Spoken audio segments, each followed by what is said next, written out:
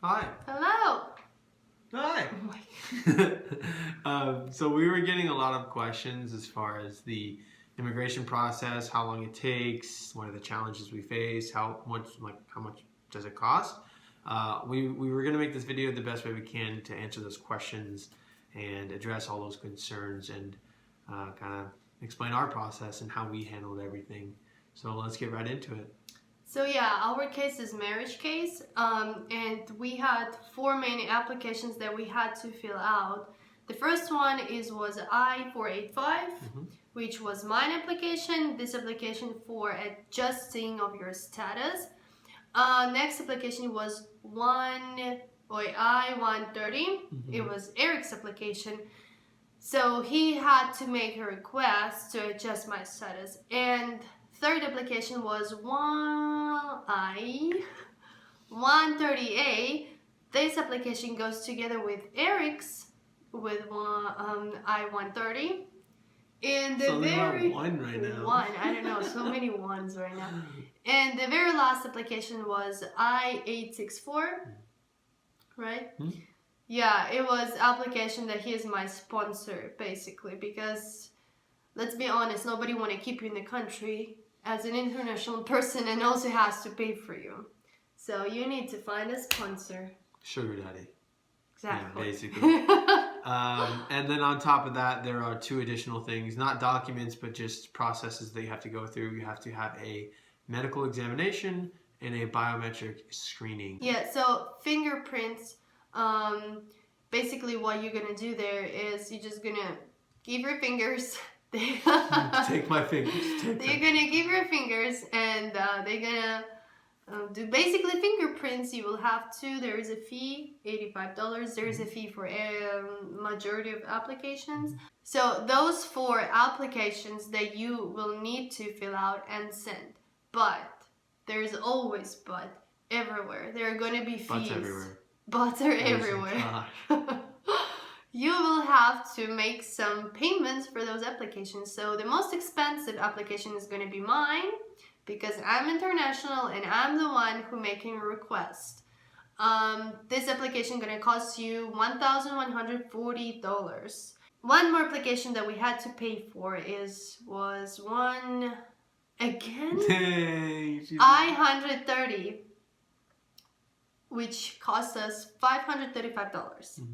Yeah, but don't forget, there's also going to be fingerprints, which are going to cost you $85, and also going to be medical examination. And this is where people asking you a lot of questions: where to go, who to go, where to pay, and a bunch of questions. So simple answer: go to USCIS website. There's going to be a link where you follow this link and they provide you all the places where you can go and do your medical examination. They're gonna check on your vaccinations, if you've done any, if you haven't done any, just check overall your health. You will have to make fees for that as well. So every single place is gonna be different. Every single place is gonna have different fees. $1,000, $400, $500. We found the place was in between. It was around $400. They did a great job. My case was great. The medical examination went so fast. Everything was very well. All my vaccinations were done on time. Yeah. So the second you get all your documents together, you put it in a huge envelope. Like huge. Like actually huge. And you send it out. Also, don't forget to provide some evidences for that, for your marriage, because it's going to be everything going to be depend on your evidence and your applications, how right they filled out, if your names are matching with your names in your passports, and all of that. Just got to be careful and read what you write. Basically, yeah, any evidence that you send is one plus towards the application and then kind of helps you out. So anything from like your wedding photos, loans, mortgages that has both of your names on it, anything like that, just like a more concrete source of proof versus just like a selfie in like a random room that you could have done like 3 minutes before the application or something like that. Yeah. Like anything like that. But yeah, overall, I mean, the process was, like she said, stressful. Stressful, took us 7 months. The second you send your case, less than in a month, you're getting a notification about fingerprints that you have to go and do it. So after we went to do our fingerprints, we had a long time Long time. to wait. Yes. It was pretty stressful. We waited, after fingerprints, I think we waited 6 months, right? 6 months? About 6 months. Yeah, so we applied in July and we got our green card in February, the end of the February. Yes. So this whole process is going to be stressful. Eric and I've been stressing out a lot because you basically don't get any response. Like, even if you're gonna try to call, they're gonna respond, but nobody gives you an answer that you want to hear. So we never called, but there is a thing that every single case has an application, the application number. How does it called? Right? You go to USCIS. They provide you a search bar where you insert your application number and it tells you what's going on exactly with your case, if it's in the process. Hopefully it's not denied. So every time every time we were checking on it, we were praying that it's not denied. Yeah, and one day you're just gonna get a letter with your interview day, place, and time where you need to show up, bring your spouse, bring your case, and go do your interview. During that time, though, during that waiting period, a pro tip, I'm going to leave you one right here. It's going to be grab your favorite cup of coffee. It's going to be some time. You're going to be waiting for a while, like you said. So just, settle down, relax. Like, a lot of the back work has already been done. You've already filled out all the paperwork. You've already signed all the documents. You've already done your fingerprints, your examinations, everything like that. It's literally just a waiting game.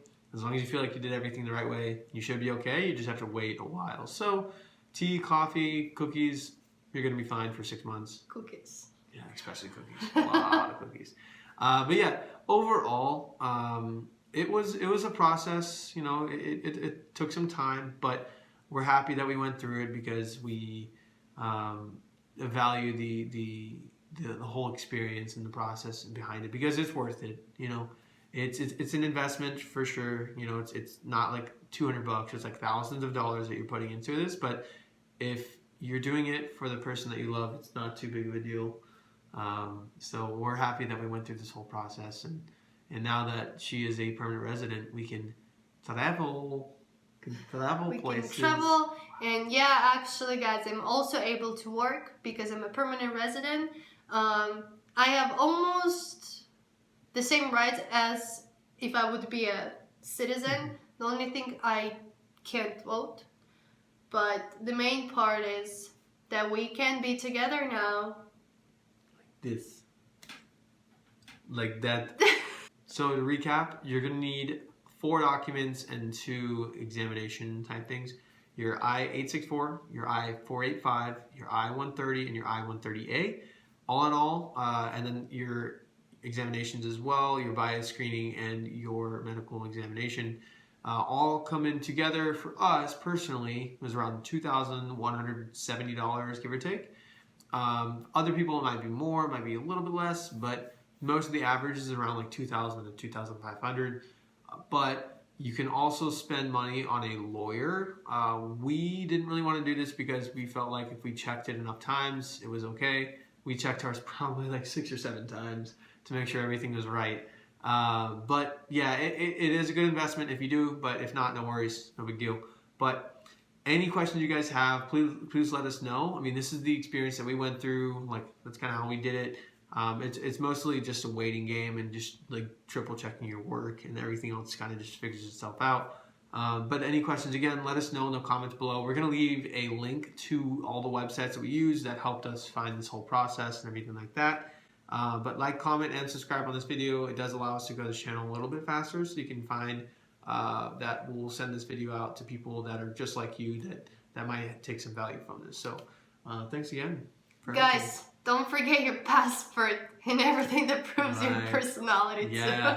Yeah, you don't want to be the wrong person applying for the thing. So yeah, any documentation, like identification that you have, like passport, driver license, anything that you have that can provide like proof of who you are, it's a good idea. So quick tip, right? But yeah, thanks for watching, guys. Hopefully you guys have a good rest of your day.